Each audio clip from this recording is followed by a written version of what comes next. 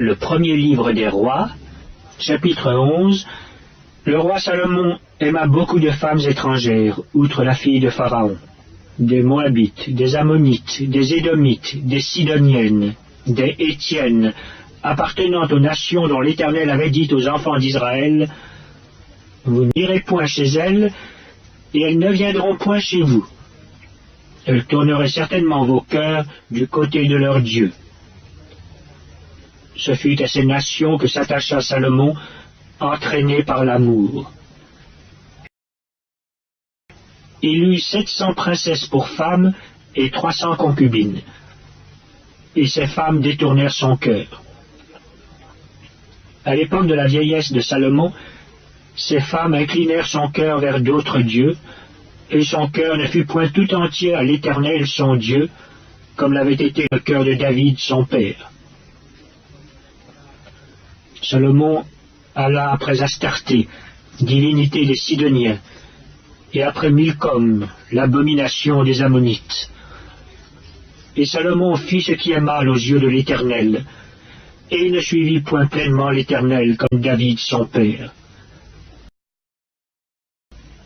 Alors Salomon bâtit sur la montagne qui est en face de Jérusalem un haut lieu pour Kémosh, l'abomination de Moab, et pour Moloch, l'abomination des fils d'Ammon.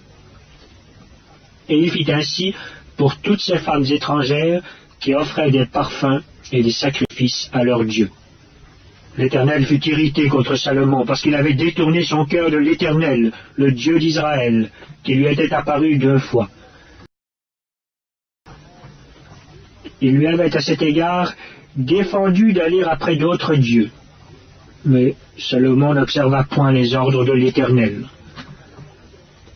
Et l'Éternel dit à Salomon, « Puisque tu as agi de la sorte, et que tu n'as point observé mon alliance et mes lois que je t'avais prescrites, je déchirerai le royaume de dessus toi, et je le donnerai à ton serviteur.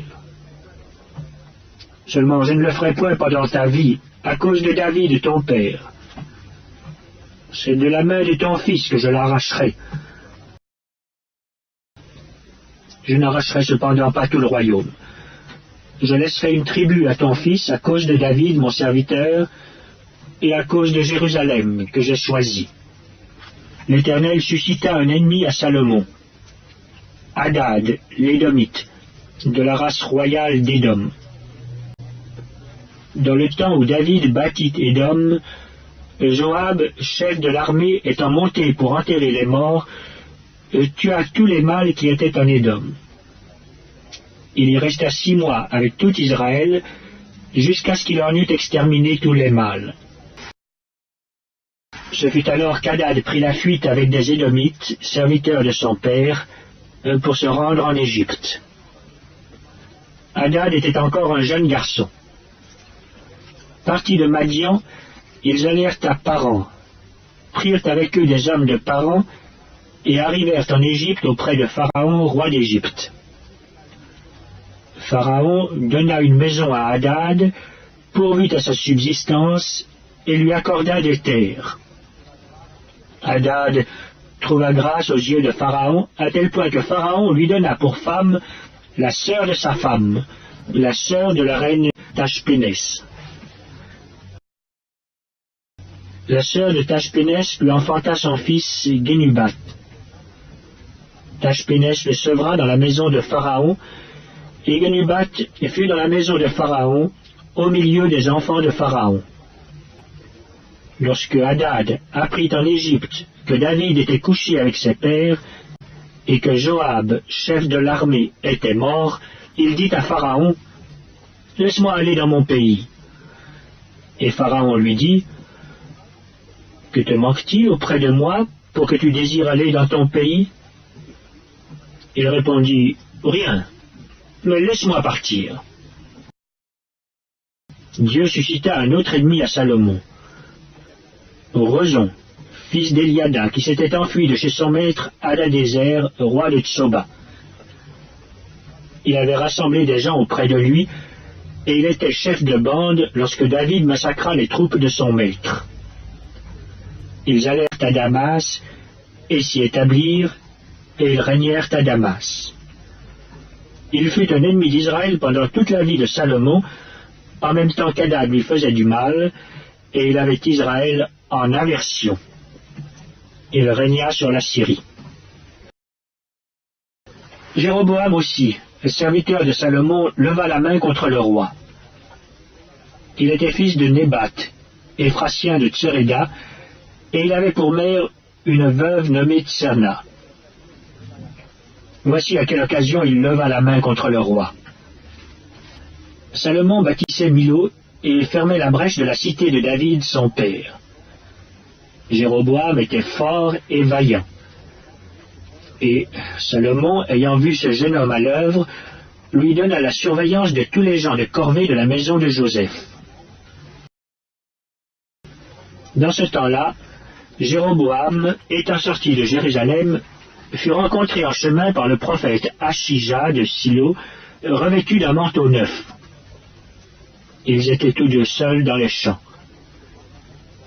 Achija saisit le manteau neuf qu'il avait sur lui, le déchira en 12 morceaux et dit à Jéroboam, « Prends pour toi 10 morceaux, car ainsi parle l'Éternel, le Dieu d'Israël.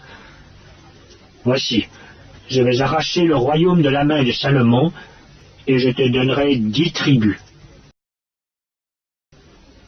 Mais il y aura une tribu, à cause de mon serviteur David et à cause de Jérusalem, la ville que j'ai choisie sur toutes les tribus d'Israël. Et cela parce qu'ils m'ont abandonné, et se sont prosternés devant Astarté, divinité des Sidoniens, devant Kémosh, dieu de Moab, et devant Milcom, dieu des fils d'Ammon, et parce qu'ils n'ont point marché dans mes voies pour faire ce qui est droit à mes yeux, et pour observer mes lois et mes ordonnances, comme l'a fait David, père de Salomon. Je n'ôterai pas de sa main tout le royaume, car je le maintiendrai prince tout le temps de sa vie, à cause de David, mon serviteur, que j'ai choisi et qui a observé mes commandements et mes lois. Mais j'ôterai le royaume de la main de son fils, et je t'en donnerai 10 tribus. Je laisserai une tribu à son fils, afin que David, mon serviteur, ait toujours une lampe devant moi, à Jérusalem, la ville que j'ai choisie pour y mettre mon nom. Je te prendrai, et tu régneras sur tout ce que ton âme désirera. Tu seras roi d'Israël.